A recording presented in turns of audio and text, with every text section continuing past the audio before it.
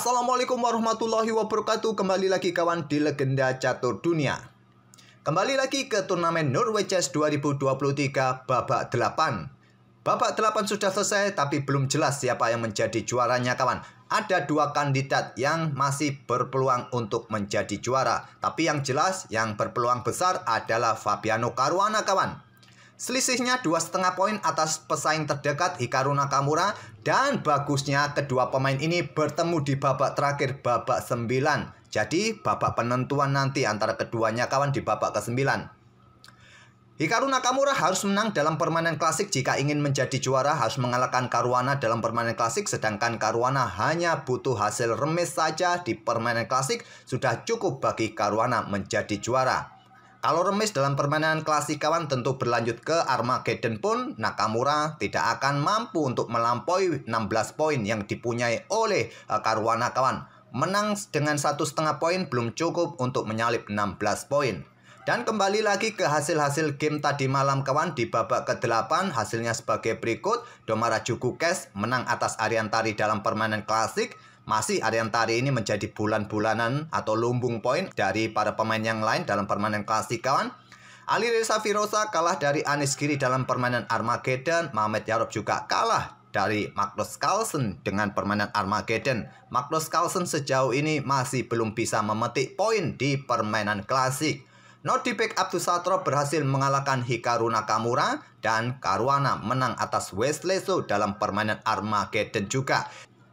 Dan nanti di babak 9, Fabi sendiri akan pegang hitam kawan, Nakamura pegang putih. Ya, Fabi pasti akan mencoba bertahan ataupun jika ada kesempatan akan mencoba counter attack. Oke, kita akan melihat permainan Fabiano Caruana kawan di babak ke-8 menghadapi Wesley So. Dua game akan kita lihat. Pertama game klasiknya seperti apa.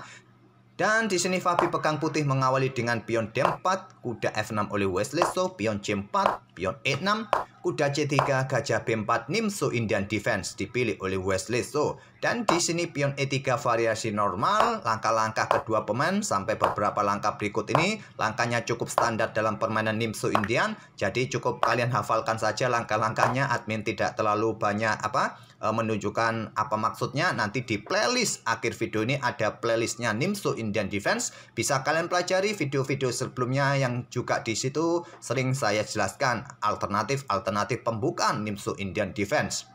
Dan pada posisi ini kawan, beberapa game ada yang memainkan gajah ke B7 yang petaknya sudah disiapkan atau keluar ke peta A6 untuk menantang pertukaran gajah terang kawan atau bahkan benteng E8. Tapi di sini Wesley So memilih dengan langkah gajah mundur ke peta D6. Hanya beberapa game yang memainkan variasi ini.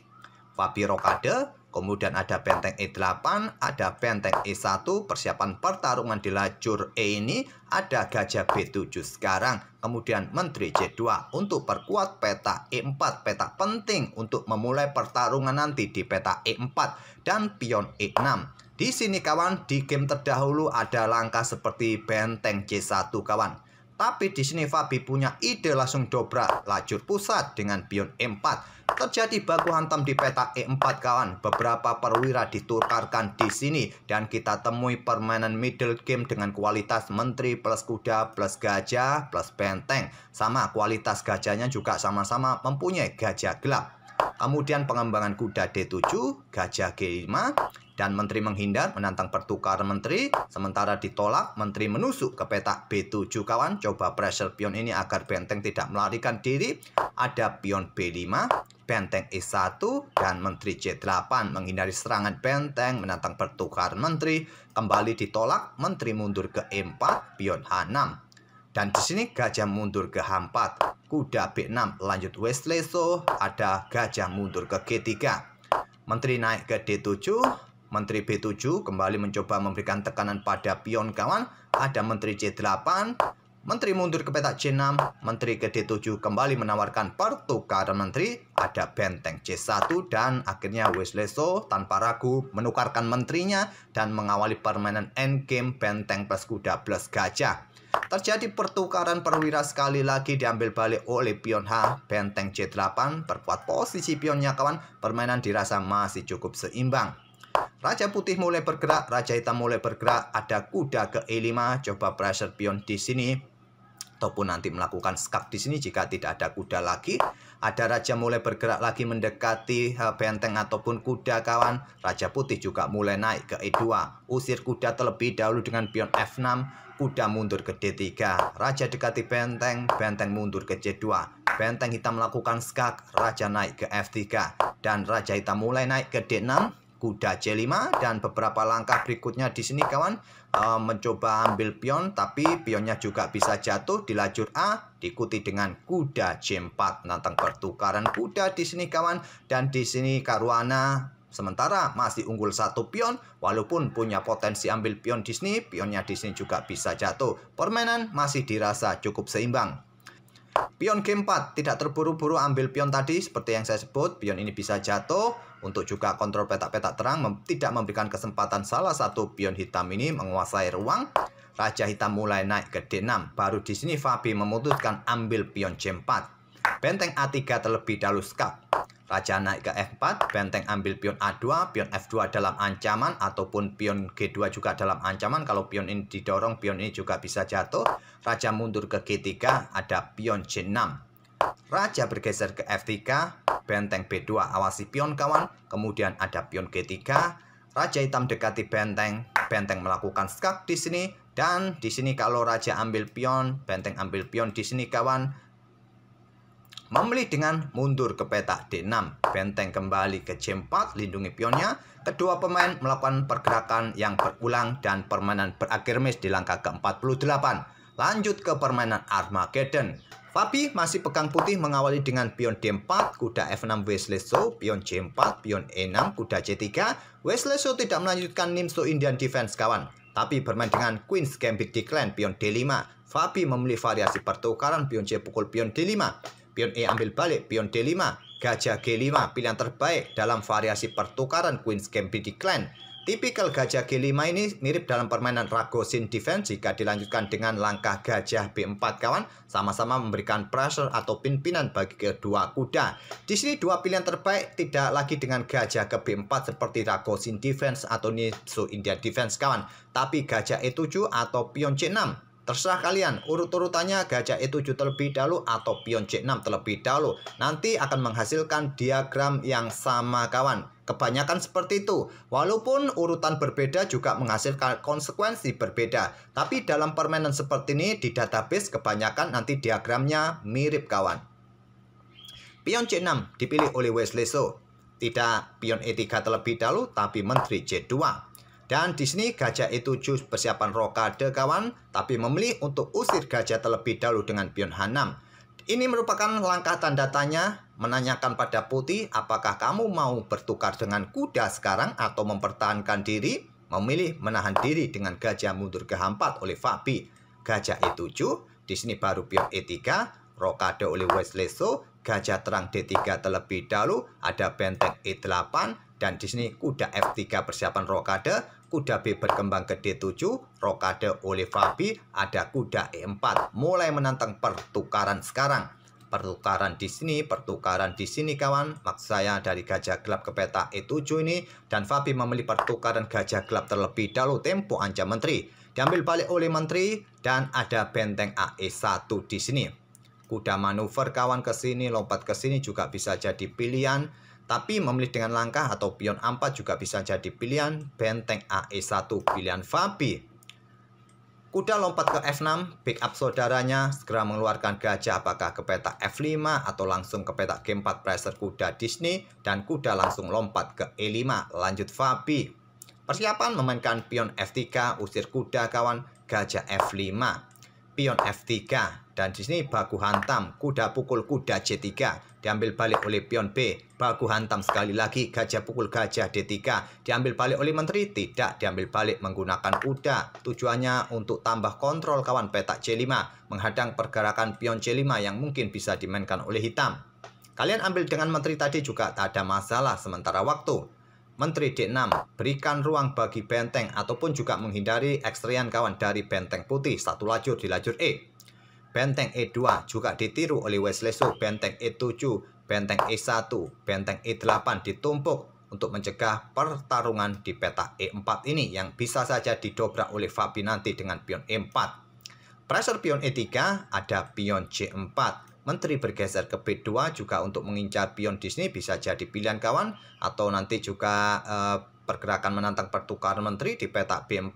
Tapi dorong pion C4 tujuannya untuk defleksikan posisi pion agar bisa memainkan pion E4 nanti. Agar putih mendapatkan ruang yang sangat bagus di peta pusat di baris kelima nanti. Pilihan terbaik sementara diterima saja tapi menolak bermain dengan pion B6. Memainkan pion B6 ini memperlemah pion C6-nya kawan. Sama putih juga punya pion lemah peta E3. Fabi dorong sekali lagi pion C5 menantang pertukaran pion yang mungkin nanti akan diambil balik menggunakan menteri kawan. Menantang pertukaran menteri, pilihan terbaik versi Stockfish memilih menteri mundur ke C7 menahan diri. Pion A4 lanjut Fabi. Benteng diangkat naik ke peta E6 untuk jaga pion lemah ini karena juga ada potensi pion dibuka ataupun diikuti benteng bertumpuk untuk rebut pion C6 ini nanti. Menteri naik ke C3. Di sini ada pion G5 menyisir lewat sisi raja kawan. Walaupun langkah ini kurang kuat menurut Stockfish kuda tadi ke peta D7. Tapi apa salahnya mencoba membongkar pertahanan dengan membuka sedikit posisi raja. Kuda B4 lanjut Fabi. Ada benteng C8, persiapan pertarungan di lajur C. Ada juga benteng C1 lanjut Fabi, menteri bergeser ke E7. Dukungan tetap bagi benteng untuk pressure pion E3 juga mengawasi peta C5 ini. Menteri bergeser ke D2, di sini baru kuda D7. Sudah tidak lagi memberikan dukungan bagi pionnya. Apakah benteng ini nanti akan digeser kawan atau memberikan tempat bagi menteri untuk coba lebih mendekati posisi raja putih untuk bongkar sayap raja. Fabi tetap bermain di sisi menteri dengan pion C pukul pion B6. Diambil balik menggunakan kuda untuk menjaga pion dari potensi diambil oleh kuda kawan. Karena pion ini kena pin sekarang dari benteng putih. Kuda juga tidak bisa langsung ambil pion yang ada di peta A4. Kuda ada opsi juga masih bisa lompat ke peta C4 nanti. Di sini Fabi mulai dobrak dengan pion E4 kawan dan sayangnya Wesleso terlalu terburu-buru memutuskan pion D pukul pion E4 yang merupakan langkah blunder. Langkah terbaiknya pion C5 ataupun kalau kalian mau bergerak dengan pion A5 terlebih dahulu untuk usir kuda. Kalau langsung lompat ke peta C4 ini kawan, ya menteri sementara akan pindah terlebih dahulu. Mungkin terlihat cukup bagus juga, tapi tidak separah langkah pion pukul pion yang diambil oleh Wesleso. Di sini, usir kuda terlebih dahulu dengan pion A5 agar kuda tidak menjaga peta D5 yang bisa nanti diisi oleh kuda atau pion didorong maju ke peta D5. Terlebih dahulu pion E3 dipilih Wesleso tempo ancam menteri. Terbaiknya adalah pion pukul pion kawan. Selepas benteng pukul benteng diambil balik oleh menteri, tapi di sini Wesleso akan kehilangan kuda. Tapi memilih untuk ambil tempo pion E3, menteri mundur ke E1 dan kuda tidak dipertahankan, memilih menteri bergeser ke D7. Sulit mempertahankan kuda kawan, kalaupun mundur ke peta D7, pion ini akan didorong. Tentu kalau pion pukul pion, benteng di belakang jatuh. Dan itu pun juga mengkhawatirkan bagi bentengnya kawan. Kalau bergerak ke peta gelap, ada ancaman juga garbuan terhadap menterinya kawan. Kalaupun dipertahankan, ambil contoh ke peta G6 kawan, kuda ambil pion yang di sini ancam menteri dan ancaman skak discover benteng di sini juga bisa jatuh kawan.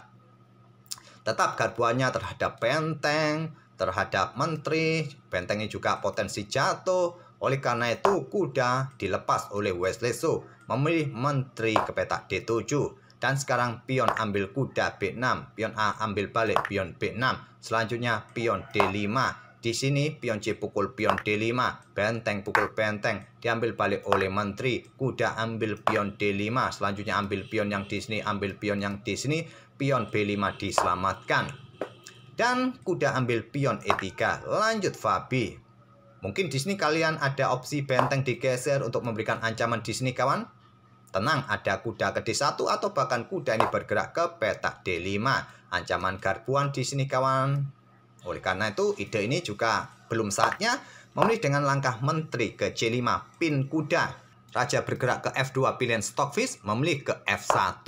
Di sini pion mulai didorong. Kuda D1 tantang pertukaran ditolak, menteri B5, pin benteng. Menteri D2 dan di sini pion mulai didorong. Selanjutnya pion H3 pilihan Stockfish, memilih raja bergeser ke E1 dan di sini sayangnya Wesleso tidak mampu memanfaatkan Kesalahan dari Raja ke E1 kawan. Dia memilih dengan Menteri B6. Awas, ancaman skakmat juga. Di sini ada pilihan bagi Wesley So untuk mempersulit kemenangan Fabi di posisi ini kawan. Yaitu pertukaran benteng terlebih dahulu di sini. Diambil balik oleh Menteri dan kalian bisa mencoba melakukan skak-skak yang berulang kawan. Nanti sedikit demi sedikit mungkin bisa mendapatkan pion yang ada di petak H3 ini. Karena tadi tidak didorong berkoneksi dengan pion yang lain. Tapi di sini tadi memilih dengan Menteri B6, idenya sederhana, ancaman skakmat. Di sini benteng pukul benteng terlebih dahulu, buka ruang juga bagi raja. Menteri G1 terlebih dahulu. Tadi Menteri ambil benteng langsung tempo skak kawan. Menteri G1 terlebih dahulu skak, raja naik ke E2. Menteri ambil pion G2 skak, blokade oleh kuda F3 dan baru pion ambil benteng E6.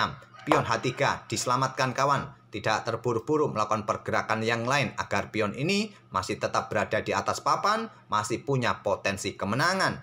Menteri G3 karena tidak ada tempo skak kawan dan giliran Fabi menyerang. Menteri D8 skak, Raja F7 lindungi pionnya, Menteri D7 skak dan sudah tidak lagi bisa bergerak ke F6, awas ada ancaman skak garbuan. Oleh karena itu meninggalkan pion, Fabi ambil pion di sini dan sudah tidak punya tempo skak lagi Menteri hitam, Menteri ke B8, lindungi pionnya dari ancaman Menteri putih. Giliran Fabi melakukan skak-skak kawan dan mengambil pionnya Wesley So di sini. Ingin melakukan skak-skak untuk memaksa raja ini bergeser ke baris belakang, bisa mendapatkan menteri, ataupun juga berada di diagonal gelap yang sama dengan menteri kawan. Bisa nanti menusuk lewat diagonal ini, pertukaran menteri, kuda siap bergerak untuk menghadang pergerakan pion, dan putih bisa menang. Terus melakukan skak-skak yang beruntun kawan. Mencoba ingin mendapatkan menteri atau mendapatkan pion di sini. Sekali lagi skak dan beberapa langkah berikutnya. Masih ada skak, akhirnya setelah kuda ke D3 skak ini kawan, Wesley So menyerah di langkah ke-58. Ancamannya apa? Di sini raja tidak mempunyai banyak petak melangkah ke sini, dan ke sini saja opsinya. Tetap nanti menteri akan tewas terjadi pertukaran. Kalau ke sini ya menteri ke sini, menteri hitam jatuh. Kalaupun tadi bergerak ke peta ini kawan, ada menteri ke sini, menteri jatuh, sama juga di sini bergerak ke sini yang paling logis. Skak, bergeser, menteri jatuh, diambil balik. Ya wassalam, sudah pion ini terlalu jauh dari kawalan rajanya. Masih ada 2 pion, sudah cukup untuk menang putih. Oleh karena itu pada posisi ini setelah kuda melakukan skak di petak D3, langsung menyerah kawan. Walaupun kontrol waktunya juga tersisa beberapa detik saja. Permainan Armageddon ini ada incrementnya kawan. Selepas langkah ke-40, increment baru jalan. Cuma incrementnya hanya 1 detik saja. Oke, itulah kawan kemenangan Fabi atas Wesley So dalam permainan Armageddon. Menambah 1,5 poin punya Fabi. Berpeluang besar untuk menjadi juara event 2023 ini. Tapi masih ada pesaingnya kawan. Nakamura juga punya kesempatan untuk menang menjuarai event ini. Tapi nanti di babak 9, Fabi hanya cukup menahan remis dalam permainan klasik.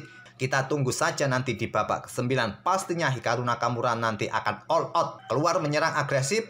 Remis pun juga percuma. Dia harus bisa menang untuk mendapatkan juara Norway Chess 2023. Oke, terima kasih sudah mampir seperti biasa. Kita akan bertemu di video-video selanjutnya. Wassalamualaikum warahmatullahi wabarakatuh.